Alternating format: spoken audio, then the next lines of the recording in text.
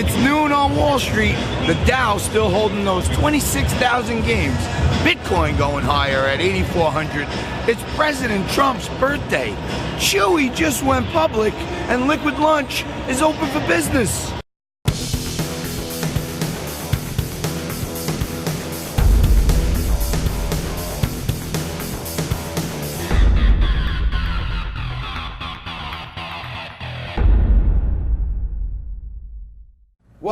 Welcome to this Freaky Friday edition of Liquid Lunch on Newsmax TV. I'm John Tobacco. Just past the top of the hour, high noon, as we wrap up and call last call on our 5th week of Liquid Lunch on Newsmax TV. And as always, we come to you live from the Question Tequila Studios, high atop the financial capital of the world, right across the street from the New York Stock Exchange. And today, it's exciting over at the exchange as Chewy, the pet company, goes public. And they're giving out these fancy Chewy glasses. All that and more, we'll be talking to some people from the floor today about what's happening with Chewy. And of course, the Dow today still holding on to that 26,000 level, holding on for dear life at this point. But as I said yesterday, I gave you the little 101. I'll close on Friday above 26,000. I think will be a very positive thing. And going into next week, this market could be on its way up.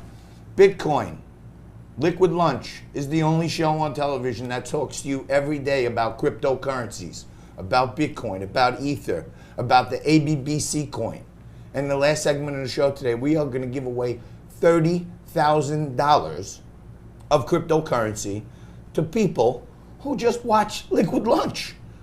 You can't do better than that. We're going to do a heck of a lot more with cryptocurrency, and a heck of a lot more is what I have today as a host than yesterday when Aaron Sykes joined me. But Frank Morano's back. He did not get Wally pipped, and my co-executive producer, managing editor of Liquid Lunch, joins me again. Frankie. Good day to you, John. Good day. Happy Flag Day. Happy National Bourbon Day. I'd like to indulge in some bourbon instead of vodka or tequila later, but unfortunately, Lamont has drank our entire supply of bourbon.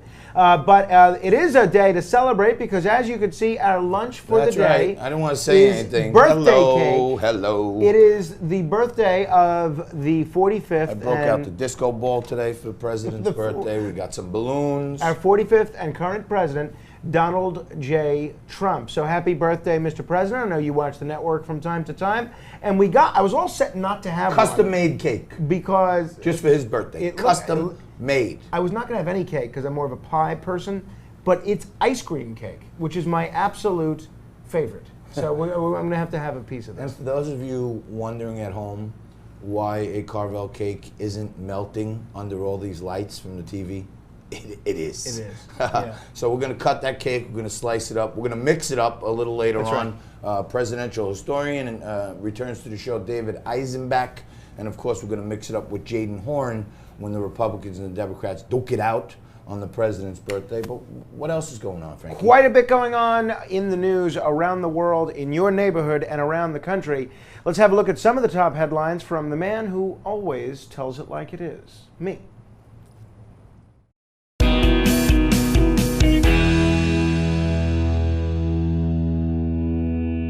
President Trump says there's no doubt Iran was behind an attack on 2 tankers in the Gulf of Oman. The U.S. military has released video appearing to show an Iranian Navy boat removing an unexploded mine from a Japanese-owned tanker. President Trump, in an interview this morning on Fox News, said the video clearly shows Iran's role in the incident. Britain is also backing that claim. UK Foreign Secretary Jeremy Hunt says his country will make its own assessment, but there's no reason not to believe the conclusion coming from the United States. As for yours truly, I'm still skeptical. Reality TV star Kim Kardashian West is taking a starring role in White House efforts to reform the criminal justice system. She received a standing ovation when President Trump introduced her at an East Room event yesterday. Kardashian said she felt honored to be able to make a difference as an advocate for former prisoners. She also touted a partnership with Lyft to help former inmates get to job interviews. And finally, the Democratic National Committee is naming the 20 candidates who qualified for the first Democratic debate. To qualify for the debate, candidates had to either have 1% support in 3 separate polls or show evidence of at least 65,000 unique donors. A number of candidates met both qualifications, including early frontrunners former Vice President Joe Biden, Senator Bernie Sanders, and Senator Elizabeth Warren. The candidates will be broken up into 2 groups of 10, which will debate over 2 nights, June 26th and June 27th in Miami. The lineup for each event hasn't been determined. All right, welcome back, Frank. Great work on that stuff. But to me, the big news of the day... You don't mind me slipping in a little editorial comment now and again, in the Frankly Speaking, right? I don't always have to call balls and strikes, as it were. No, I think you do a fantastic job of it every single day, and stop interrupting me. I'm furious that these left-wing lunatics like Morning Joe and Lawrence O'Donnell on The Last Turd, all these lefty shows are out there saying, oh my God, Trump took information that might have been from a Russian person who might have worked as a lawyer for...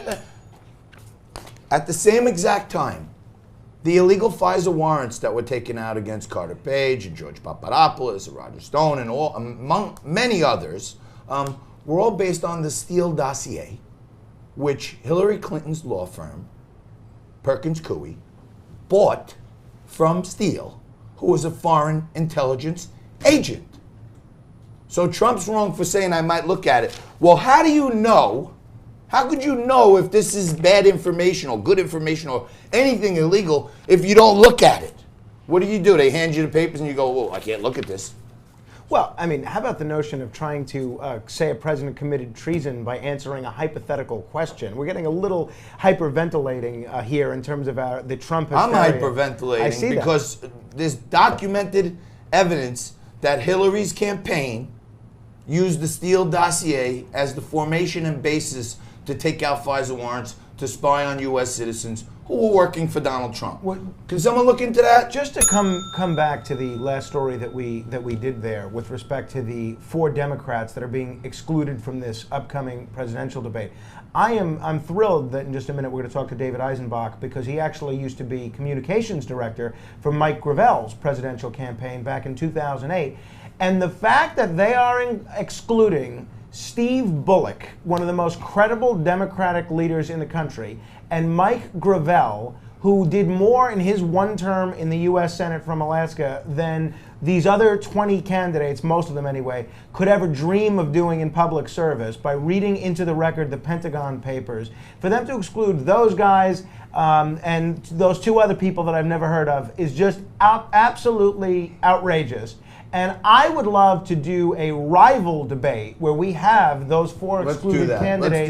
Let's do that. Let's do that. Seriously, forget about here. Serious. We're going down to the debates. Newsmax is going to be down. We're going to be in the spin room. We're going to be on Newsmax TV. Is going to be at the presidential debates in Miami. What we should do is we should invite them all and say whoever doesn't come doesn't want to talk to the real people. They don't want to face all the other candidates. Well, and it is interesting. Let's do it in Miami. But wait, hang on, Frank. There's so much going on around the president now, the presidential debates. David Eisenbach has joined us on What's the Deal, our weekly show, Sundays at 1, returning to Newsmax June 30th. And he's joined us already multiple times here in many roles. But he's a presidential historian.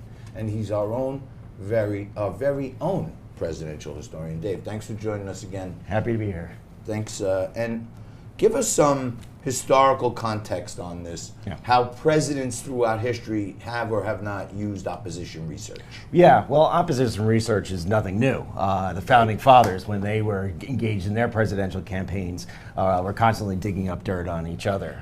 In the 1804 election, Thomas Jefferson's affair with his slave, Sally Hemings, and the fact that he fathered children with her, as well as sexually harassed a friend of his, the wife of one of his friends, that was promoted by the Federalists. So this is nothing new. The question is, do we allow foreign governments to engage in the opposition research? Frankie, you had some interesting observations yesterday on how John F. Kennedy and his father relied on the mafia as part of it. Well, no. So there's pretty concrete documented evidence that Sam Momo Giancana who was basically an organized crime figure out of Chicago, along with a number of other underworld figures, played a role in helping to rig the election of 1960, especially in Illinois, for John F. Kennedy. Now, that doesn't make John F. Kennedy's accomplishments as president any less real, and yet I'm watching the hysterical media coverage and reading the hysterical newsprint over Donald Trump saying, yeah, if someone came to me and said, we have opposition research, he said, yeah, I'd listen, and then maybe I'd also tell the FBI. So yeah, it's so interesting to me that there seems to be so little outrage that there were underworld crime figures actually helping with a presidential campaign, but you want to say you're not going to listen to the opposition research because it comes from a foreign source? Baloney. The Steele dossier.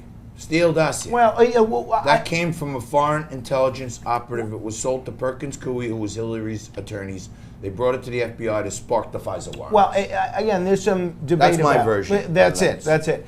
But the other issue, speaking of foreign interference, that I wanted to absolutely be sure to comment on, that I alluded to in the Frankly Speaking news update there, is the fact that you have Saudi Arabia, Benjamin Netanyahu, and two of the president's leading foreign policy and military advisors doing whatever it takes to get us into a war with Iran. I don't know how this notion of a military response to Iran hasn't immediately been laughed off the world stage and the American stage, because you have 80% of the public saying we don't want war with Iran. You have now the owner of this Japanese tanker that was supposedly attacked by Iran yesterday saying that the American version's government, the government-approved version of what they're saying happened is not completely accurate. And you think to yourself, what would Hassan Rouhani, the president of Iran's reaction be? Shinzo Abe, the Japanese prime minister, is there. He says, look, these guys aren't developing nuclear weapons. Basically gives him a public endorsement on the world stage. So you mean Rouhani said at the same time, you know what, go attack one of his ships. It's baloney. It's absolutely baloney, and the people should not buy it. Don't get fooled again. I don't use the gavel that often, but Frankie is fired up today. Dave, I know you got some thoughts also on Iran. Well, Frank's absolutely right. A war Can you get with some Iran. plates for the president's birthday? Plates right there. There's one plate. Yeah. Oh, okay. A war with Iran would just, oil would skyrocket, the stock market would plummet, unemployment would skyrocket. I mean, it would destroy Donald Trump's presidency. So if he has any desire to get reelected in 2020, he should stay out of this war, and he should make this announcement very quick, because there are people in his administration that are pushing him into a kind of Gulf of Tonkin incident, which I fear could happen this summer. Fear not. David Eisenbach, thank you. He's back right after this in the Mix It Up segment. You stay right there. We're celebrating the president's birthday. Happy birthday, Mr. President. Liquid Lunch right after this.